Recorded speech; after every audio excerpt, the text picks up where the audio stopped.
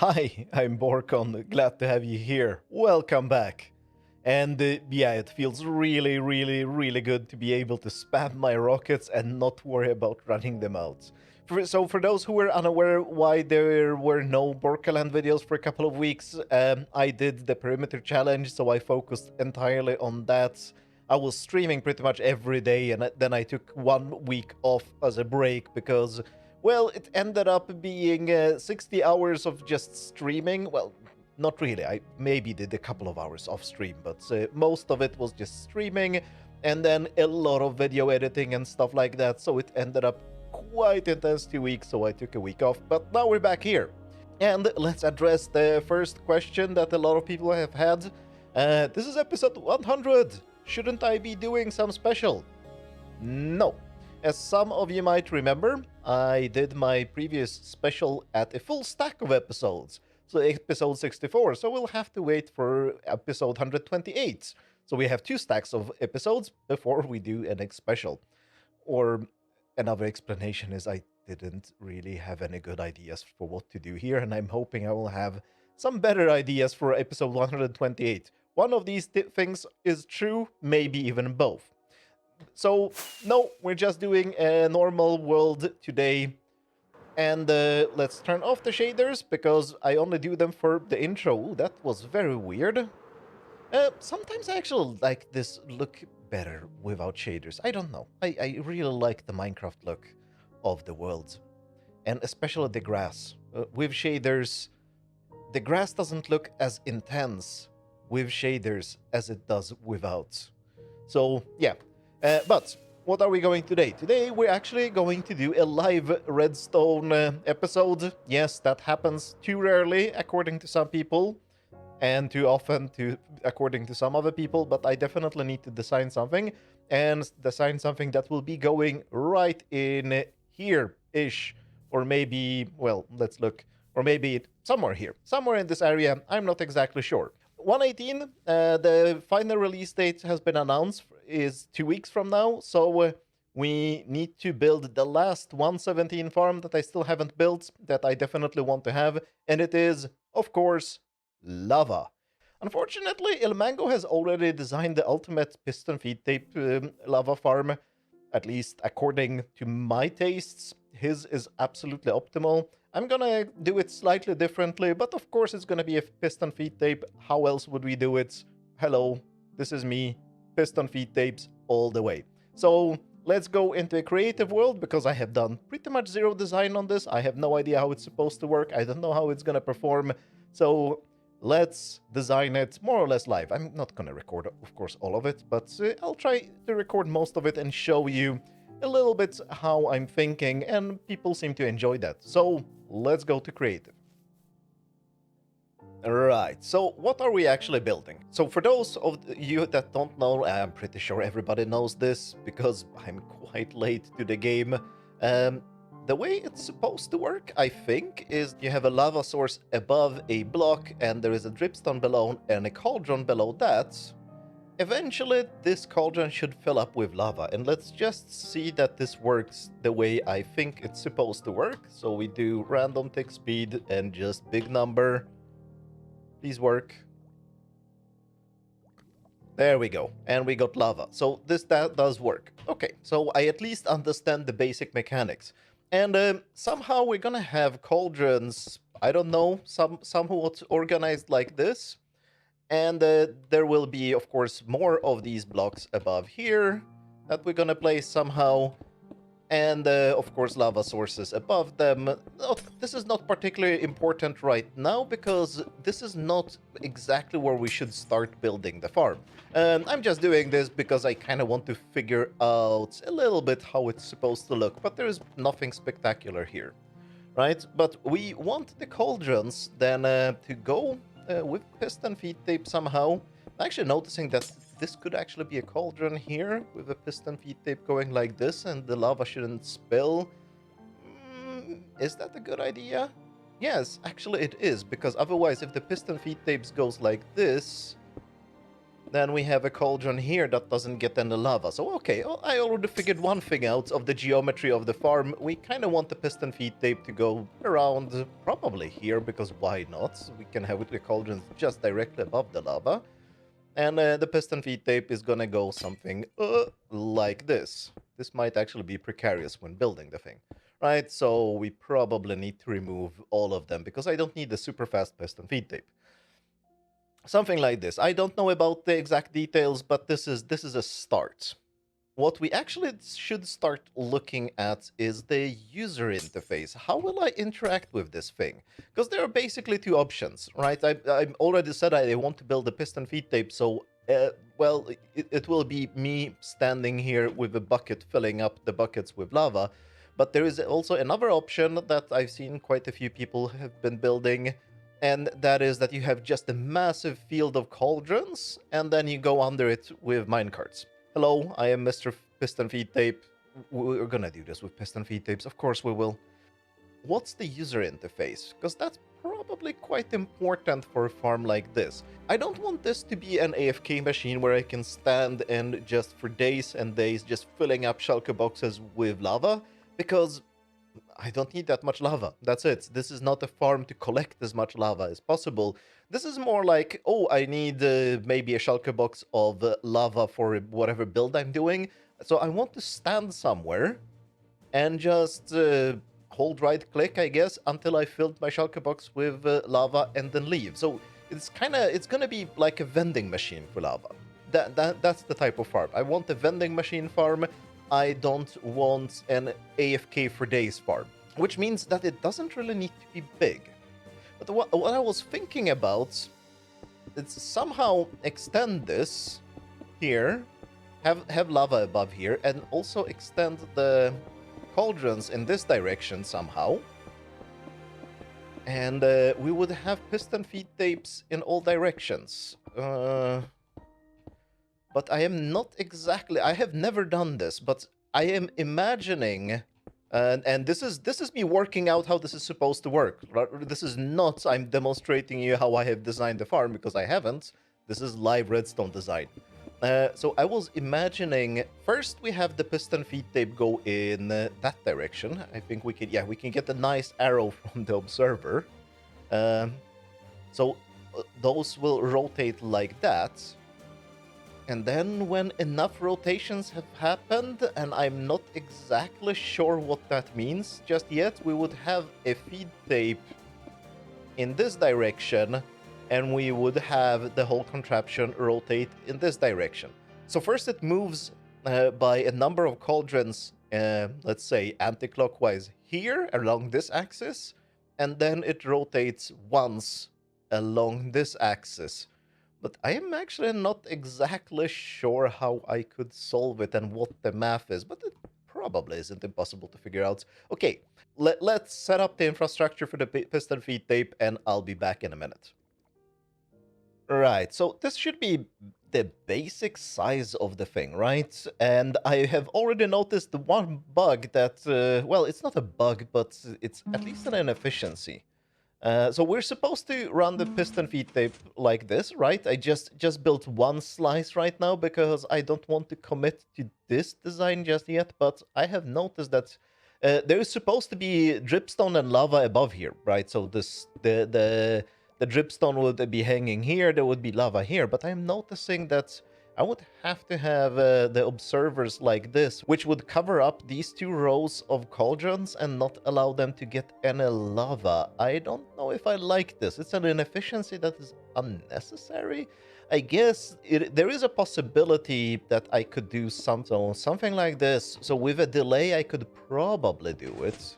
Oopsie. Ah, that was fine. And... yeah, that does work. So that is a potential solution to this problem. I don't know if I like it, but okay, there is a solution to this problem, so I'm gonna ignore it for now. I'm gonna build the piston feed tape just in a completely classic way, and we can figure that bit out at the end. Right, okay, so that is problem number one kind of solved. Now we need to deal with problem number two, and problem number two is... what's the user interface actually gonna be like? So I want to be standing under here somewhere, right? And just taking stuff out of the cauldrons. And I'm not exactly sure. Can I do an observer here? Will this do something if I... is there lava in that bucket? By the way, pro tip, if you have using carpet mod and doing things in creative, enable creative no clip because you can go through blocks and that simplifies things when you're doing creative stuff, especially in tight machines like that. So I can go into the lava here and look at things. So let's fill this cauldron with lava. Ah, I heard the piston did something actually. Okay, so that is a possibility. So if I suck the lava out with a bucket, then the observer will see it. The problem is that this would then trigger the piston feed tape, I guess from this side, or, well, from whichever side. Let's put it here just for testing. But I dislike this mechanism because this observer will now fire twice.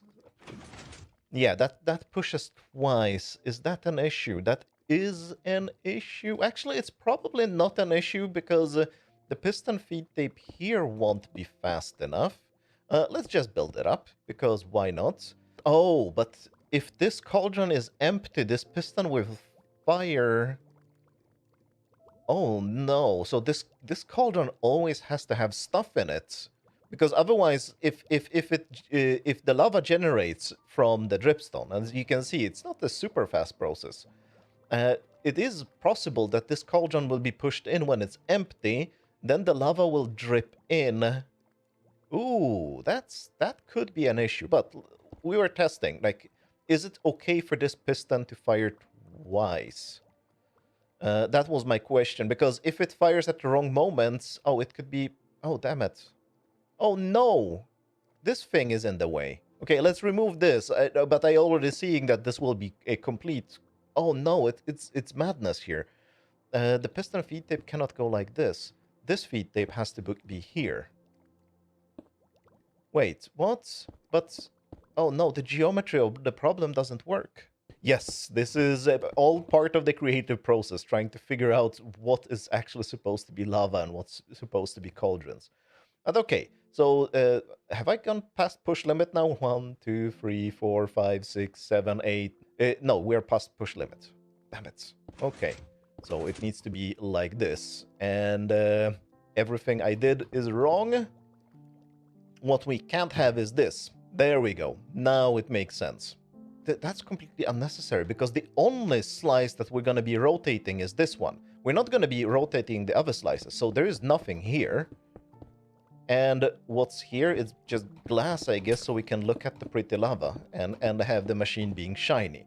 So it's only this slice that's going to be rotating. All the other slices are not rotating. They're only rotating in this direction, and only this slice here is rotating in this direction. That's how the piston feed tape here is gonna work. What's this cauldron is unnecessary. Those are unnecessary. They're just confusing me. Perfect.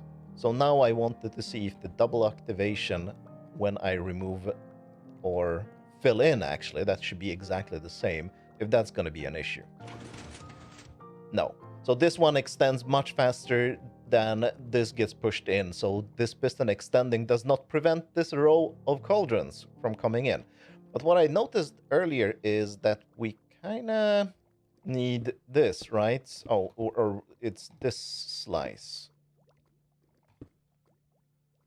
This needs to exist there, which means that the earliest slice that I can be rotating is probably this one here. So I would have to have this observer there. But what's the user interface gonna be like? I'm standing here and trying to aim at a pixel? Because yeah, that's basically it. Oh, I don't like it. It's ugly. And this double action kind of works, but it has its issues. When this cauldron gets filled with lava from the dripstone, we're gonna get an activation. Well, I didn't put the redstone in, but we're gonna get an activation unnecessarily, and I'm not sure if I like that. This is a workable solution. Let me think a little bit about this, and maybe we can come up with something better. And yeah, I did some redesigning off camera. So I kind of figured that this whole mechanism of trying to move the cauldrons around was very, very awkward. And especially, I would need to cover these cauldrons up somehow, or maybe extend the feed tape like this up here, or maybe do some weird stuff. And it doesn't seem like there is enough room. And then I just realized, why do I insist on rotating the line around here, right? Because this is where I was rotating the line. I can just rotate the line like this and have a much, much smarter mechanism that will be, well, pushing the cauldrons forward. So the user interface now is much better. I actually, like, I put the floor in there, but I can actually have the floor here. So something like this, maybe. I will have just one cauldron accessible, and even cover these ones up because they don't have to be exposed. And then I will just stand with a bucket here, extract things from this cauldron. Of course, there is nothing in there right now, so I can't extract here. And instead of having this line, I can have much, much smarter logic for when to rotate this line. And even better, up here, we can have more lava. And I can make sure that there is lava in this cauldron and also avoid the problem of this cauldron repopulating by not having lava here, but having lava all over here. So wait, let's just put it in. That's right. And the piston feed tape is now going there. So if we end up with cauldrons that don't have lava, we still give them a chance to refill in here, up to this point. So the cauldrons are going to be coming in from this direction and dripping in lava. And of course, we can also have them right there. I don't want to add a lava source over this one because it could happen that I empty it and then it refills immediately. And I also need an observer look. No, wait a minute. This doesn't need to be an observer anymore. Oh, yes.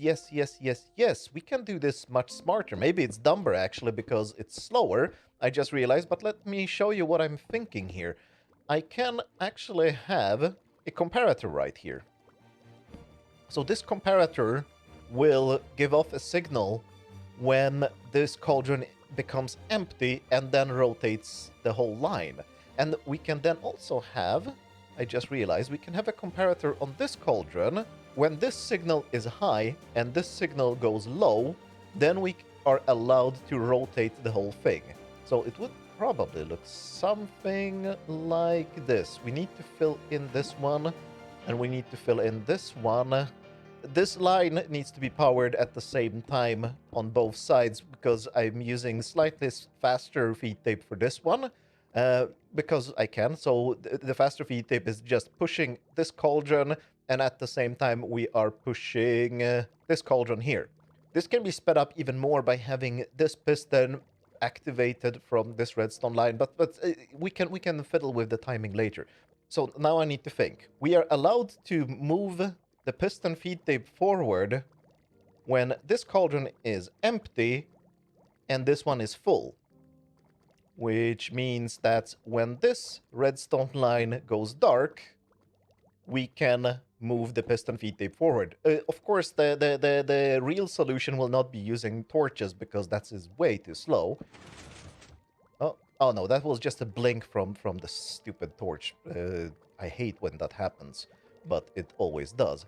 Now, if I empty this one, nothing should move forward, but that should allow it to move forward. And what happened here? Some horrible thing. Oh, yeah. It was the lack of the blinking. I need to fix this, but you see where this is going. I kind of actually need to make this blink. How do I do that? Let's remove that one. It needs to blink in basically this situation here, right? This needs to be the blink. So like this, like that, and like that. And now it should have moved forward, but it hasn't because it is broken, because this piston and that piston down there were extended too much. Oh, this one was fine. It's just that one that was wrong. Okay, so this now should... Yeah, now the machine is correctly set up. So if I empty this cauldron... Oh, it powers itself. I'm dumb. it shouldn't be like that. That, and like that. This should work. All right. So now if I empty this, yeah, we're moving forward. Now if I empty this, nothing will happen because this cauldron doesn't have lava yet. And now we put lava in, and the whole machine moves forward. And we put lava in there because I want to see that this works. And now we can get lava, get lava, get lava, no lava, bam. That allows it to move forward.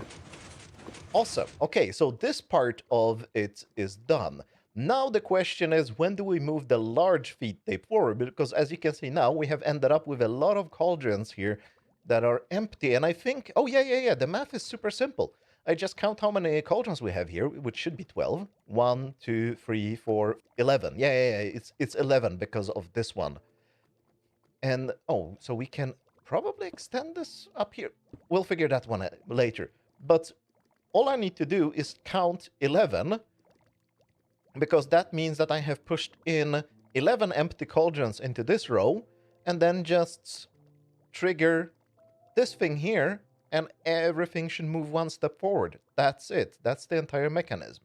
This is pretty awesome, actually. I like this. So let's implement the counter, because that's all we need right now. And here we have a counter. It's just two droppers looking into each other with items. I only have 6 items in there because it's kind of awkward to get a signal every 11th item this thing pushes between each other. So I extended the feed tapes to be 12 wide now with the push limits. It's working just fine. And yeah, every time the items make a round trip between these two droppers, we raise this observer and send a signal into the big feed tape. And that's working fine. And the way we make sure that we move the items around is with this target block that we push around with these pistons here. And it seems to work. So let's just test this. I also added lava on both sides here. And I actually turned the whole thing around because I wanted this part to be close to these pistons. And rather than moving these pistons, I moved this mechanism around, which was kind of silly because I broke it. Anyway, we should be able to... I'm not exactly sure where in the phase of the machine we are, so let's just remove some lava here. Now. And now everything moved around. So you see, this is the line that where we are pushing things. And we pushed it away. So this line here is where we're pushing cauldrons. And as you can see here, all of those are completely fresh. And because we pushed in a new row. The next row is actually kind of empty. Let's solve that. Yeah, this in the debugging phase, you usually end up in a situation where the machine shouldn't be. But yeah. And the empty ones that we just got from here, from this feed tape up to here, they ended up in this row. And all of these are empty except that one which already filled in. That's a little bit of a problem here that this is so completely random, but that's good. So now I should be able to take 12 of these and then this thing should move again. So let's count it. 1, 2, 3, 4, 5, 6, 7, 8, 9, 10, 11, and kablamo. That's working fine. And now we have, yeah, a completely empty row here, nothing in this row, and the next row are the ones that we just filled in manually. Of course, that's not everything, because I already found a problem when I was just setting this up, and that is, what happens if I do this? I can't be too fast. See what happened to that piston here? And yeah, it's the mechanism, basically the mechanism back here is kind of awful and terrible. And also, I noticed another problem, and it is that we can't have these observers look at the cauldrons here, because there is a microscopic chance that while exactly the second these pistons are pushing forward, just before that, this cauldron got filled in with lava. This observer noticed that, and this piston pushed, which will basically just block this entire feed tape line. I don't think... Actually, now that I'm thinking, this will not cause catastrophic errors, so the machine will not break. It will just not push cauldrons forward. So maybe... Yeah, okay, we're not solving that right now. We just need to solve the issue with the fast bucketing, because I'm right now right-clicking. What happens if I hold right-click? Yeah, it's like if I hold right-click, the machine locks up immediately. So let's try to figure that one out. There is some logic that we need to implement here, and I am not exactly sure what I'm doing. So this one will not be on camera. I just need to figure it out, how to do this much faster. It should be possible. I just don't know how. And I think something like this should work. So this would be the cauldron that we are pulling things out of, and this is the next one in line. I just built it outside here so I could have a little bit more space to think. And so now we empty this one, and the observer blinks. And if we start with this one full and this one empty, this shouldn't give us a signal, and it doesn't. And if we start with both of them empty and then this one gets filled, that gives us a signal. So that works. But, of course, there are some complications. And I will remove this redstone line in a second and explain in a second why it's there. Let's empty this from this side. So this is the one that we are emptying, and this is the next one in line. And as you can see, it blinks twice. And that's because the cauldrons get pushed. I don't think the second blink actually causes a desynchronization of the feed tape, but it definitely sends 2 pulses into the counter, and we can't have that. And I just, by monkeying with typewriter, I added this line here to subtract from this comparator. Why is this in subtract mode? It shouldn't be in subtract mode. It doesn't need to be. And that seems to solve the problem, because the second blink gets subtracted or something? Or maybe that just updates the comparator at the right moment. I'm actually not exactly sure. I don't know why I added that line there, but it felt like a good idea at a time, and well, it seems to work now. So now let's try just holding right click and see what happens. It still doesn't work. Oh, this is such a complicated problem that shouldn't be complicated. This one is now on. Yeah, so it is just moving too fast. I don't know how to solve this. So we put that back in, and that turns off the comparator. Or does this mean that this isn't fast enough? I will actually need to slow the time down to figure out what's going on. But definitely, yeah, this cauldron is definitely misplaced. Oh no, I know what might have happened. Yeah, we were moving these at the same time as these were moving. Okay, oh, wow. Yet another problem that isn't big, but this might actually also take several hours to fix, because I kind of don't know the exact timing here. I need to single step this machine now very carefully with the carpet mod, and to see exactly what is happening in that moment. I probably just need to slow down the signal, right? I think that is all that's needed, but this will require some really, really careful timing to get this right. Let's try to figure that one out. So that I can see a little bit better, I set up this command block here, which replaces the cauldron, the cauldron we're supposed to be emptying with an empty cauldron. So you can see it's that one, it has lava in, and I click this once, and yeah, the machine cycles.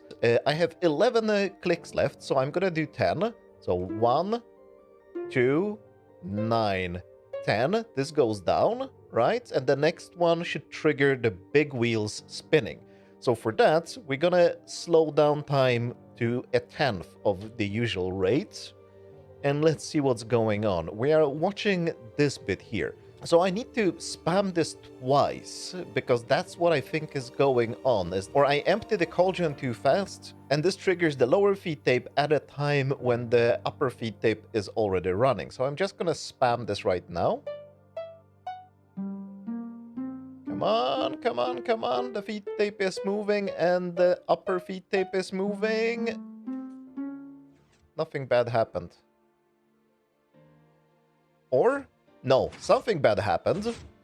Clearly the cauldron here is missing. Okay, let's try this again. 8, 9, 10. There we go.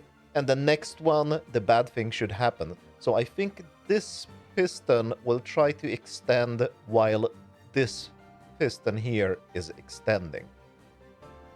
Oh, I have a very bad angle here, but we can live with that. Right, I click this. And now we start spamming. There we go. No, it succeeded. Ah, now.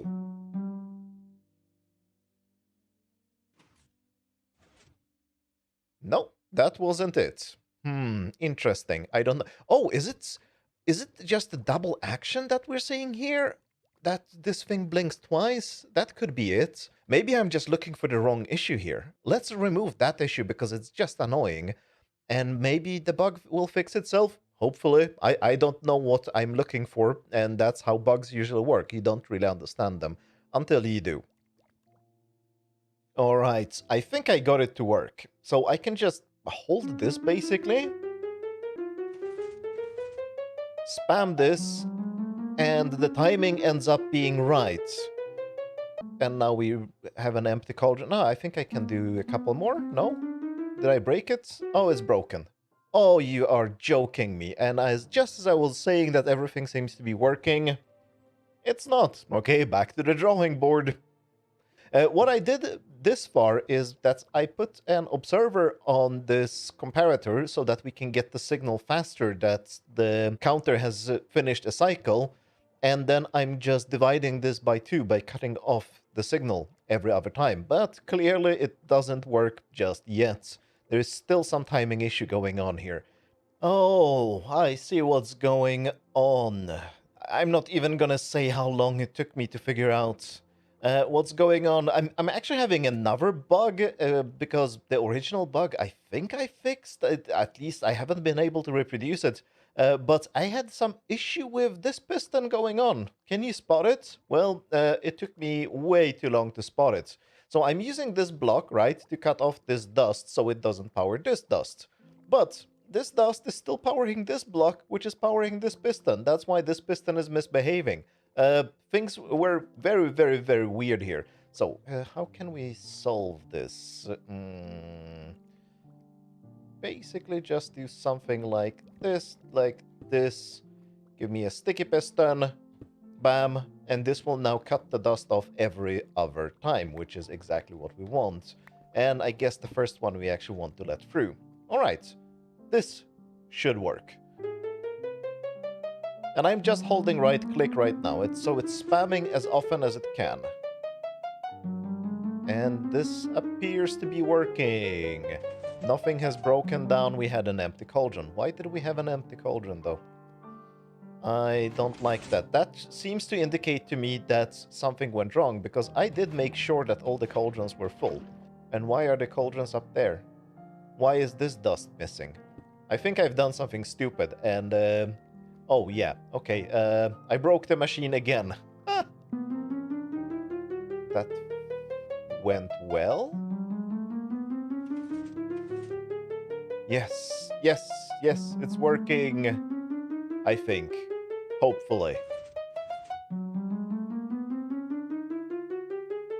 Yes, it's working, it's working, it's working, keeps working, and nothing is breaking. Okay, I'm gonna leave it like this. I'm gonna now fill up all the cauldrons just to make sure that we have enough lava. And I'm just gonna test it that it works with buckets, but I think buckets should behave the same way the command block do, I hope. Well, we'll notice. So let's just...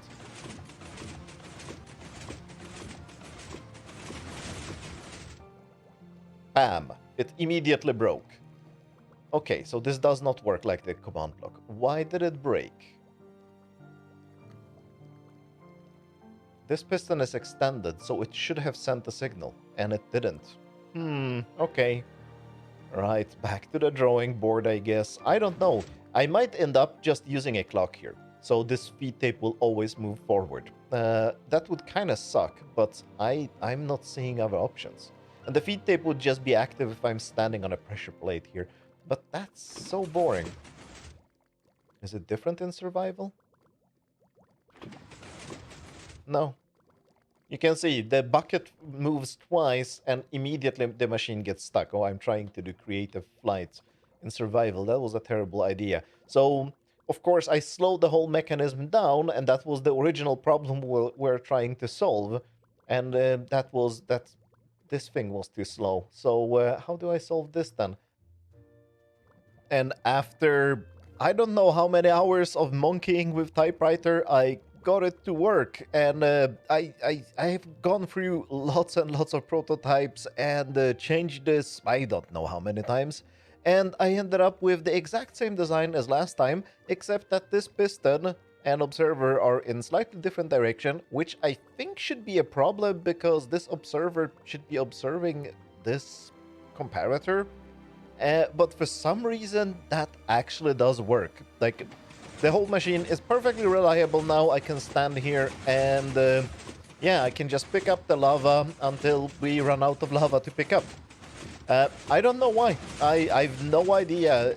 And this redstone line is crucial. I don't actually understand how it stabilizes the circuits. This is basically me, I'm not kidding, monkey with typewriter. I'm just changing things, adding the little bits in here, slowing things down, speeding things up, just to see if anything helps. And this helped. Monkey smash typewriter, monkey get results. This is not the perfect mechanism. I would really love to hear some comments or come to Discord and let's have a discussion. Can this be done in a less horrible way? This is like a really, really hacky way, but it seems to work, and I don't know why. Anyway, we do have our lava vending machine, so now it's just time to build it in my world, because this is just creative. Let's build this for real now, and I want a lava vending machine.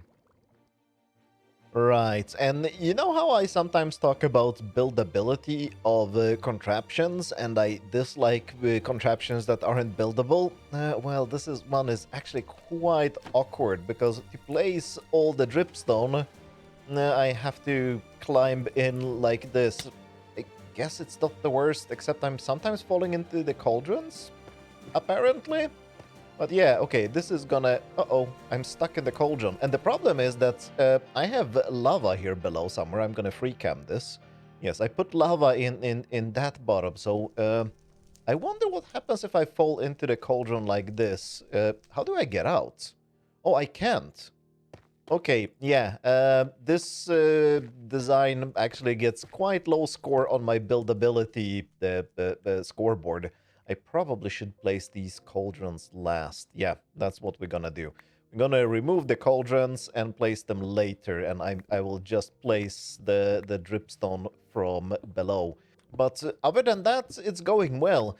I kind of had to make a little bit of a hole here, but that's just 2 blocks, so no big deal. The floor didn't get ruined. I was actually thinking about lowering the whole thing down, but I want this to have the blackstone look because, well, yeah, the blackstone floor kind of fits this whole thing. So I will definitely add more blackstone here later, right? But this is just what I had in the blueprint. And it barely fits under one of these tentacles, but it's working, so it's gonna fit, it's gonna work, so let's just finish building it with maybe some buildability issues, as you can see. Yeah.